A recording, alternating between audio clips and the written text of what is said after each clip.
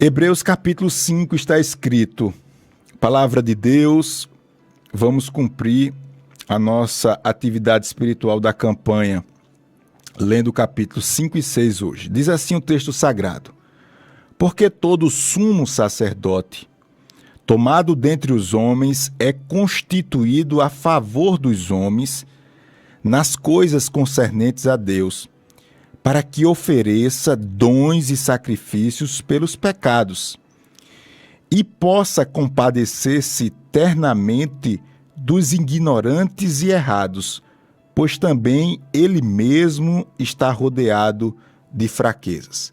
Vamos lembrar você que não estava aqui na leitura do capítulo 1 e da introdução à Epístola aos Hebreus.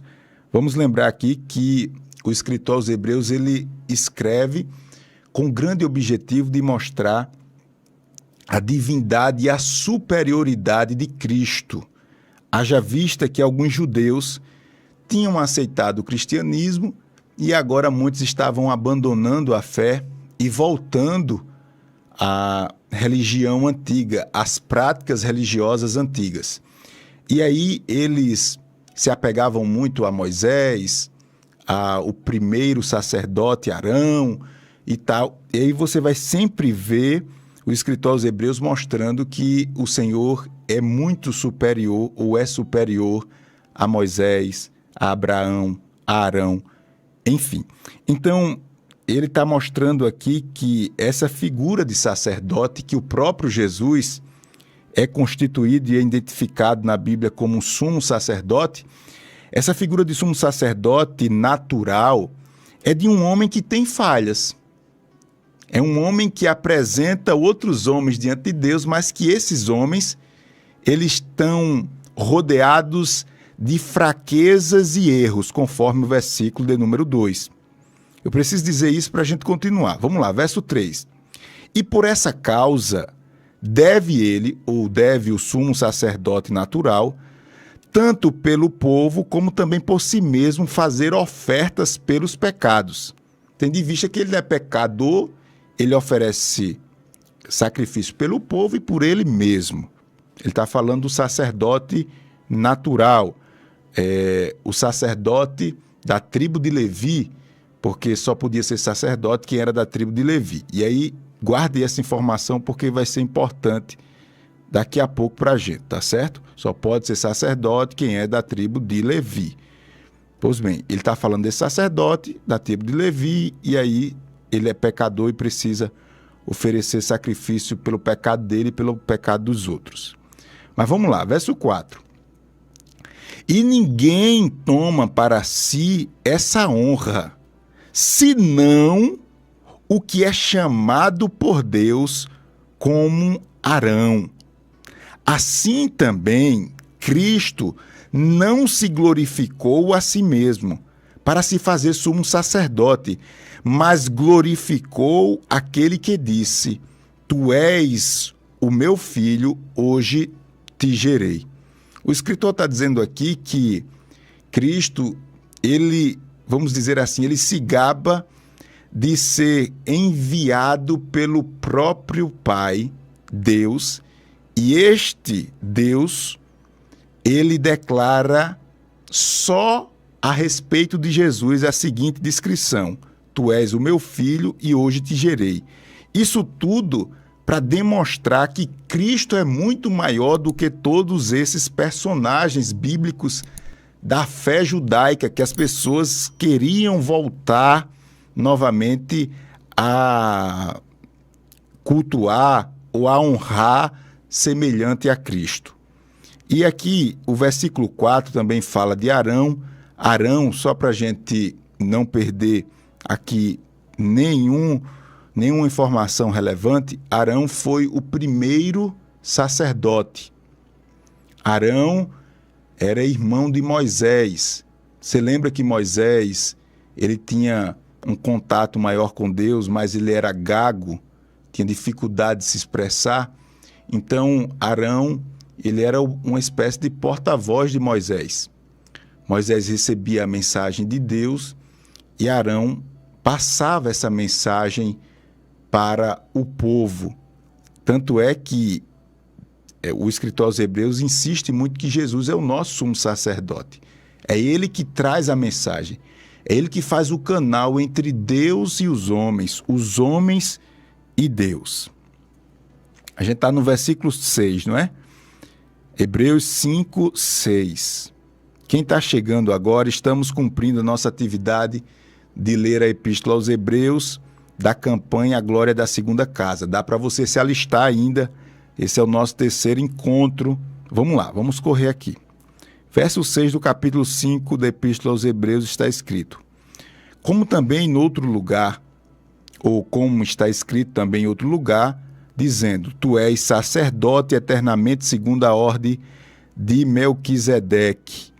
Aí já aparece outro nome aqui, que a gente precisa também ter uma certa noção. Melquisedeque, e aqui é importante você parar um pouquinho para a gente entender aqui.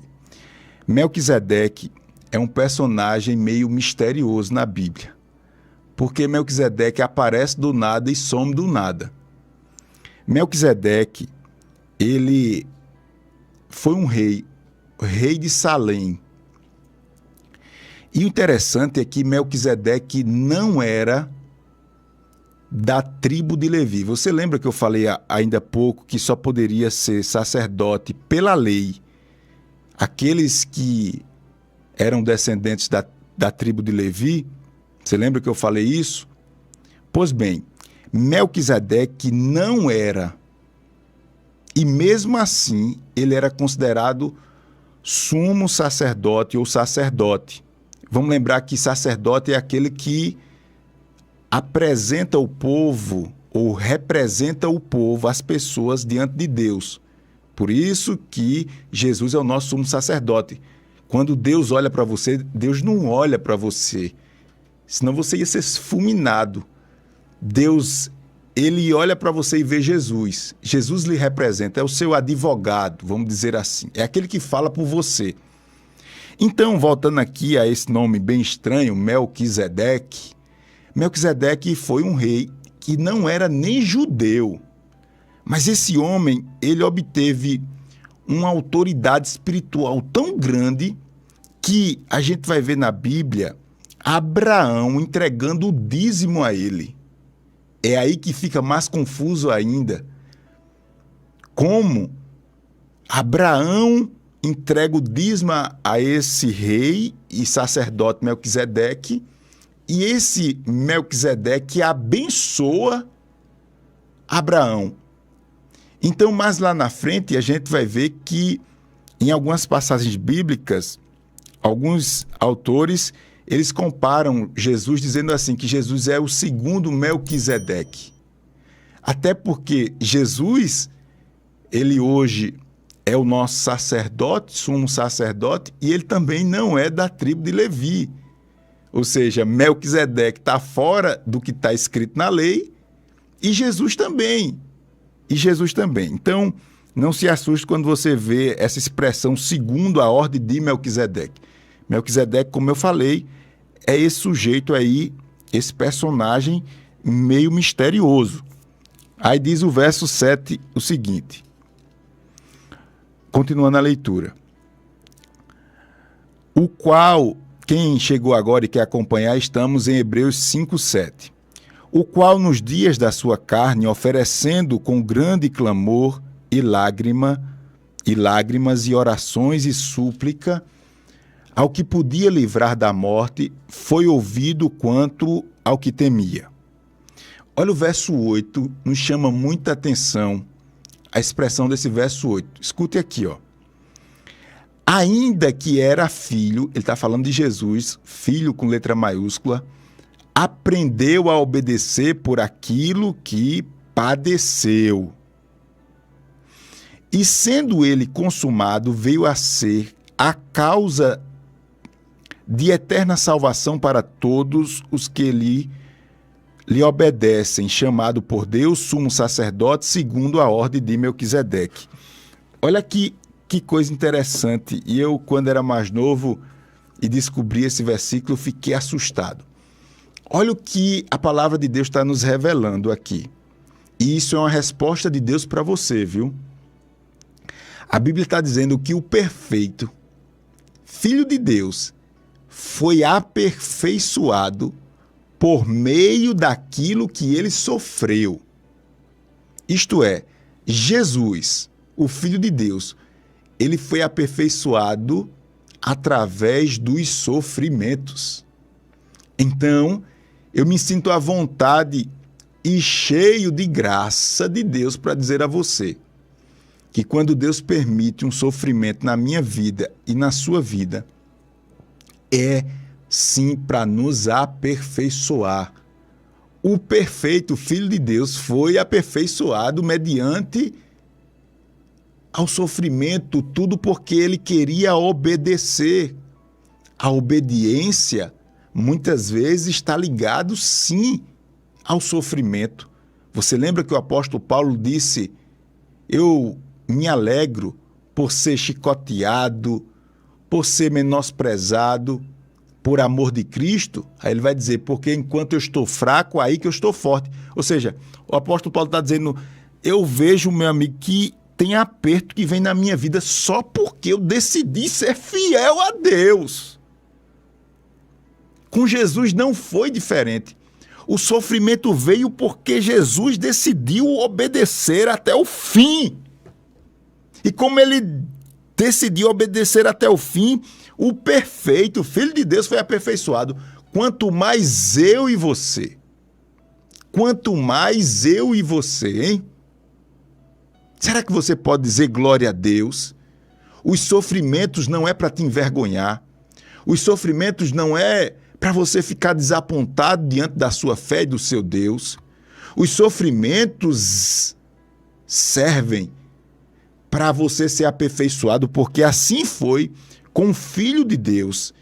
E esse sofrimento chegou a ser concluído e agora ele é, como eu posso dizer, gerado. O sofrimento agora gera através de Cristo ou do exemplo de Cristo a salvação através do nosso sumo sacerdote, que é Cristo Jesus.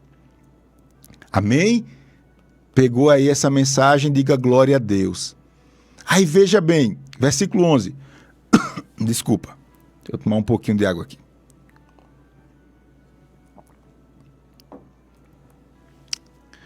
Versículo 11 do capítulo 5 de Hebreus, vamos continuar a leitura. Diz assim, ó: do qual muitos temos que dizer, de difícil interpretação, porquanto vos fizestes negligentes para ouvir. Aí aqui, ó, atenção. Porque devendo já ser mestres pelo tempo, ainda necessitais de que vos torne a ensinar quais sejam os primeiros rudimentos das palavras de Deus. E vos haveis feito tais que necessitais de leite e não de sólido alimento, porque qualquer que ainda se alimenta de leite não está experimentado na palavra da justiça, porque é menino. Mas os mantimentos ou o mantimento sólido é para os perfeitos, os quais, em razão dos costumes, têm os sentidos exercitados para discernir tanto o bem como o mal. Todas essas palavras, talvez dizem, pastor, o que isso significa? Deixa eu lhe explicar aqui rapidamente. Agora o escritor a Hebreus está dizendo, vocês já eram para ser mestres. E vocês estão dando trabalho. Vocês estão se comportando como bebês. Vocês precisam se orientar. O tom é esse. Vocês estão perdidos. Olha o tempo que vocês já estão na fé. E agora vocês querem mudar as bases desta fé, voltando à religião antiga, voltando para o mundo e para as práticas antigas. Não façam tal coisa. Vocês precisam ser experimentados na palavra da justiça. Caso contrário, vocês estarão se comportando como um menino. Vocês devem comer comida sólida. Ou seja, sabe que o escritor aos Hebreus está dizendo aqui aquele povo, vocês estão se comportando de maneira questionável. Vocês estão criando causas, problemas. Tanto é que a gente vê a Bíblia, ela é dividida em capítulos, mas se você olhar aí, a conclusão do versículo 12, 13, 14 está no verso 1 do capítulo 6. Diz assim, ó: pelo que deixando, a gente já está no capítulo 6, versículo 1. Pelo que deixando os rudimentos da doutrina de Cristo, prossigamos até a perfeição, não lançando novo fundamento do arrependimento, de obras mortas e de fé em Deus, e da doutrina dos batismos, e da imposição das mãos, e da ressurreição dos mortos, e do juízo eterno. Olha o que ele está dizendo aqui. Em outras palavras, está dizendo assim, olha, a gente precisa tocar a nossa vida espiritual para frente. Vão se movimentar. Vocês deviam estar comendo comida sólida, mas vocês ainda estão tratando das bases mais básicas, mais básicas da fé. Vocês estão tratando ainda de, aí ele diz aqui, ó, dos fundamentos do arrependimento, de obras mortas, da doutrina do batismo, da imposição de mão, da ressurreição dos mortos. Essa palavra é para a gente também. A gente precisa já estar se alimentando de alimento sólido, a gente já precisa estar em outra dimensão. Isso tem uma aplicação pessoal tremenda e poderosa. É Deus falando para mim, para você, meu filho, o tempo passa e você continua ainda apegado a esses maus costumes. O tempo passa e você continua agarrado com a mentira. O tempo passa e você continua enganando sua esposa, sua família. O tempo passa, entra ano, sai ano, e você continua ainda com esse pecado de estimação. Vocês precisam dar um passo a mais. É como que Cristo estivesse dizendo assim, ó, eu tenho algo muito maior para revelar para vocês. Então vamos prosseguir. Verso 3 do capítulo 6. Vamos continuar a leitura. E isso faremos se Deus o permitir. Porque é impossível que os que já uma vez foram iluminados e provaram o dom celestial e se fizeram participantes do Espírito Santo e provaram a boa palavra de Deus e as virtudes do século futuro e recaíram, seja outra vez renovados para o arrependimento, pois assim, quanto a eles, de novo, crucificam o Filho de Deus e o expõem ao vitupério. Olha, é interessante aqui esse versículo 4, 5 e 6. Me parece que até o pastor Tess trouxe uma mensagem esses dias falando sobre esses versículos. Olha só a lição espiritual que nós aprendemos, por isso que é importante, eu louvo a Deus, você que está participando dessa campanha, viu? Mas louvo a Deus mesmo, porque você tem acesso a esses ensinamentos. Olha o que o escritor está nos ensinando aqui pelas Santas Escrituras.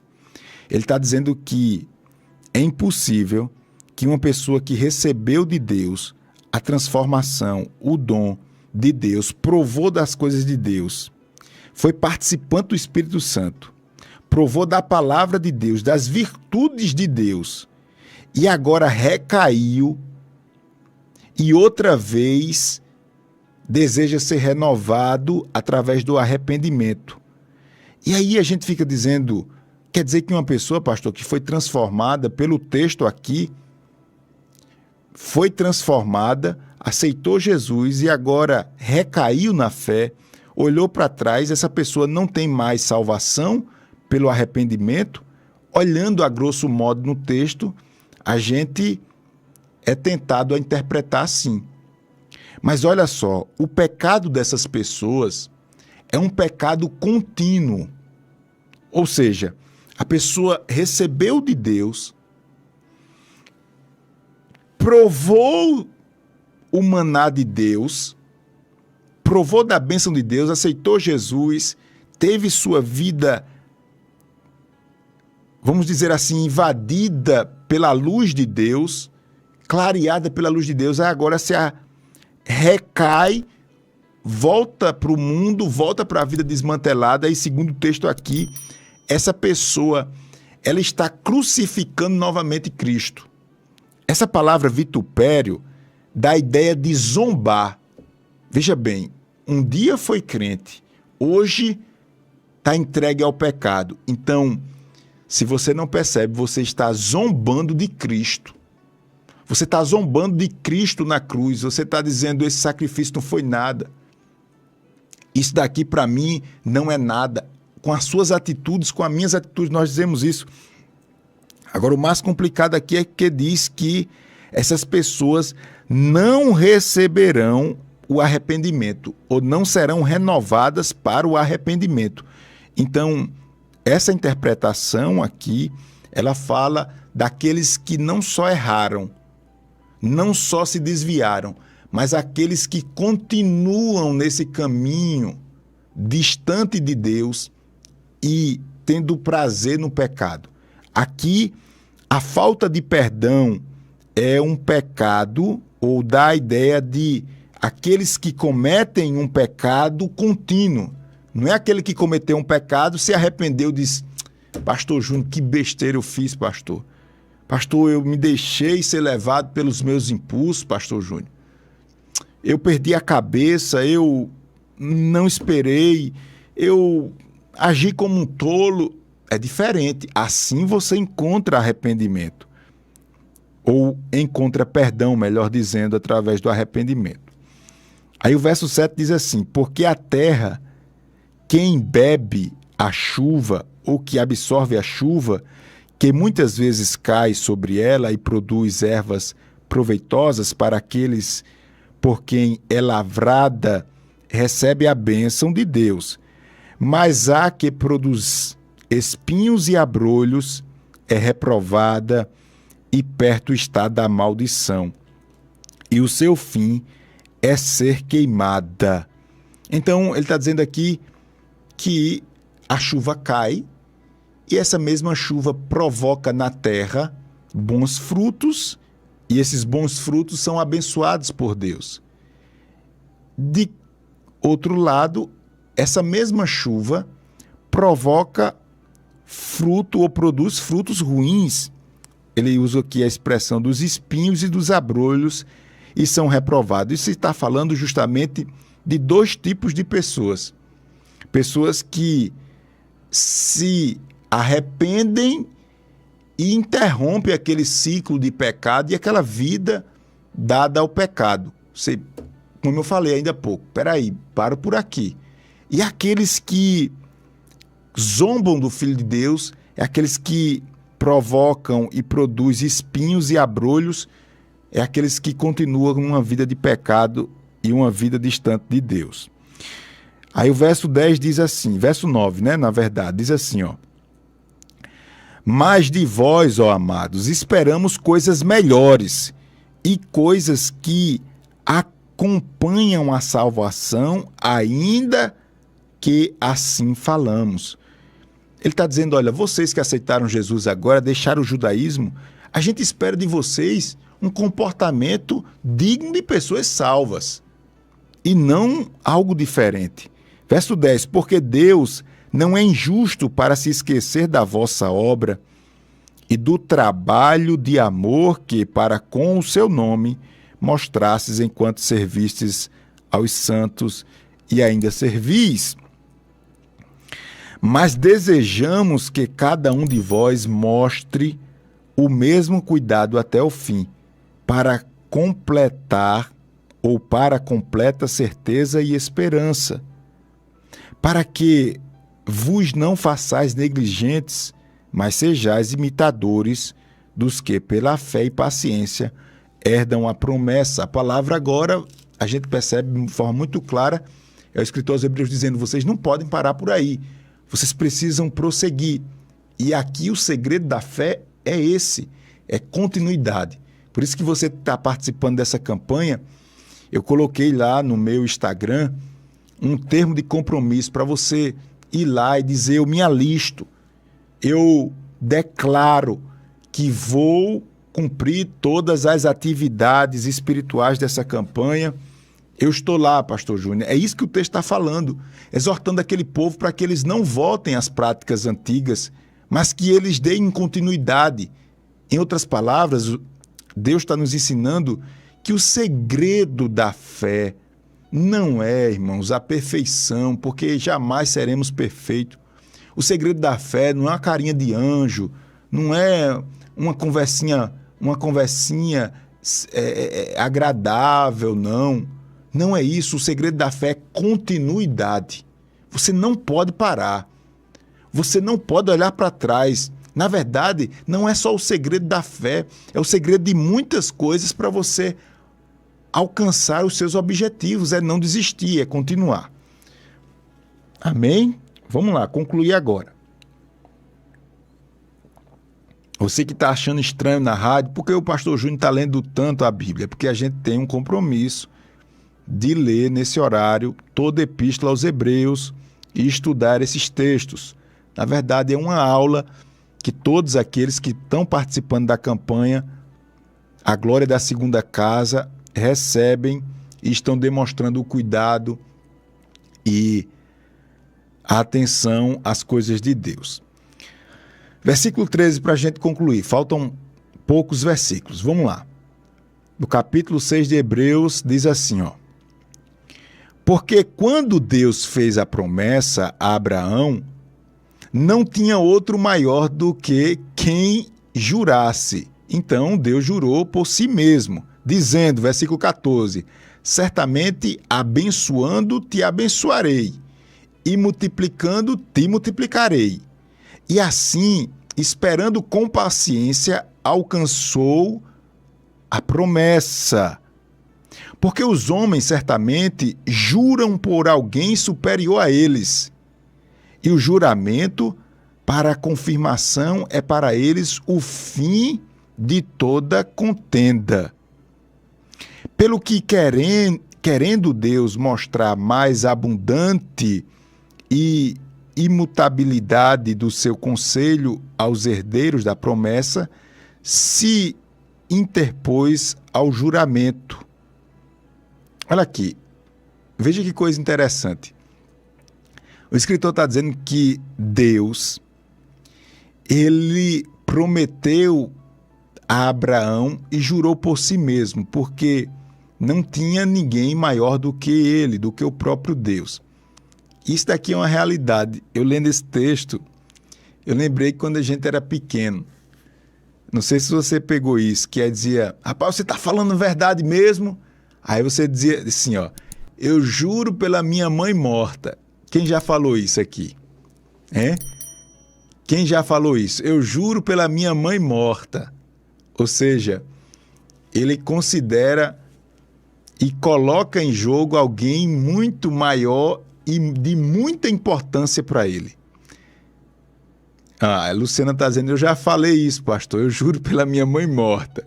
Eu também já falei muito. Eu juro pela minha mãe morta. Pois bem, então Deus, ele prometeu, e prometeu com o seguinte significado. Veja a promessa de Deus. A promessa de Deus vinculou ele a prometer, e como ele, o próprio Deus, e não tem ninguém maior do que ele promete e jura que vai cumprir a promessa. Mas mesmo assim, olha que lição tremenda, mesmo assim, Abraão precisou de paciência. Isso daqui tem uma mensagem poderosa aqui, viu? É Deus dizendo para você, meu filho, você precisa se aperfeiçoar nesta virtude chamada paciência. O meu tempo vai chegar e você vai ver com seus olhos a minha glória neste negócio. Quem prometeu foi Deus. Ele não podia jurar por ninguém, porque Deus não tinha uma mãe, né, para ajudar, não tem. Como a gente fazia, juro pela minha mãe morta. Então, ele jurou por ele mesmo, diante da sua palavra, mas mesmo assim, o texto diz que ele, esperando com paciência, alcançou a promessa. Coloca a mão no coração e diga assim, como se você estivesse falando para a sua alma: tenha paciência.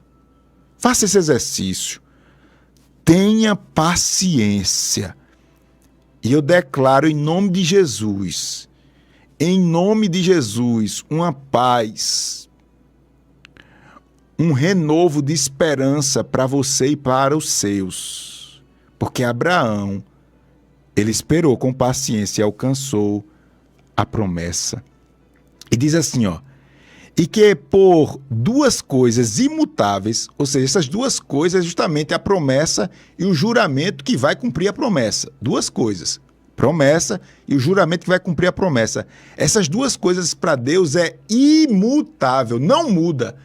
Por isso que a gente diz direto, Deus é fiel, se prometeu, vai cumprir. Se prometeu, vai cumprir. Se prometeu, vai cumprir. Porque ele está vinculado à promessa e ao juramento que vai cumprir a promessa. E isso é imutável. Nas quais, continuando aqui, verso 18, nas quais é impossível que Deus minta. Que coisa linda, né? É impossível que Deus minta.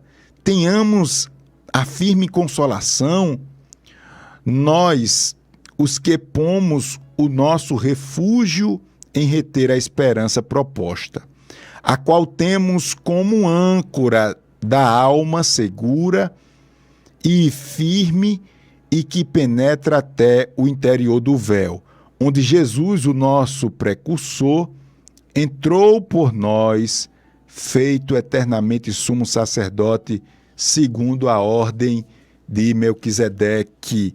Ou seja, agora não precisa mais de sacrifício, não precisa mais de véu, não precisa mais de cerimônias complexas. Ele é o nosso sumo sacerdote, aquele que rompeu todos os paradigmas, todas as impressões dos homens religiosos e combateu aquele esquema poderoso. Aleluia, glória a Deus, para deixar o caminho pavimentado entre você e Deus, Deus e você. Que Deus nos abençoe, em nome de Jesus, amém, e glória a Deus.